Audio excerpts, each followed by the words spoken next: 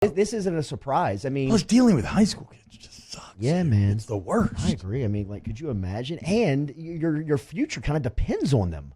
Yeah. I mean, Yeah. like, it's just it's a lot to deal with. And I tweeted it out yesterday. Brady, his genius deserves to be showcased at the highest level with the best talent, with the NFL. I mean, he's that type of mind. Not to say that college coaches are a click off. I mean, like T-Bob said, I mean, he just could not.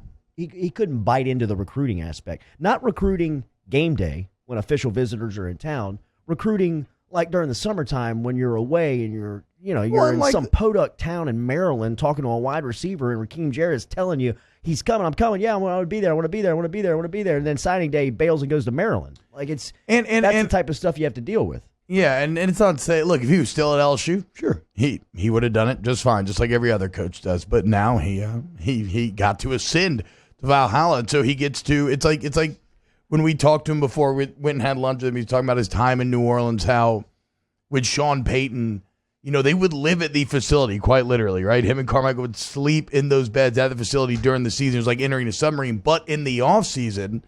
He said Sean Payton's one of the best coaches to work for, right? You get to go home, you get to be with your family, you got a lot of free time. That free time doesn't exist on the college level. It is a 24/7 grind. So shout out to Joe Brady, a well-earned opportunity. And I'd be lying if I said, I'm not very intrigued to see how Matt Rule and him and this Carolina team shapes up. Yeah. Anonymous user, Jordy, do you see Coach O bringing in a former NFL head coach to run the offense? I don't know, but I do know that he Jason Garrett make he's going to make a hire that he believes he can work with as far as the chemistry goes, and that gives LSU the best chance to win. And it's not going to be name recognition. I mean, he's not going to. It doesn't have to be. He's not going to go shop at these name brand stores to find some big name to bring in because, like we said, I mean, a year ago, how many of us truly did even know the name Joe Brady? Forget knowing who he was. Did you even know his name? I mean, I didn't. James Craig, the offensive line coach who's been a part of 2 Super Bowls. Ogeron's got relationships with him, brings him in. Now the offensive line's a Joe Moore Award winners.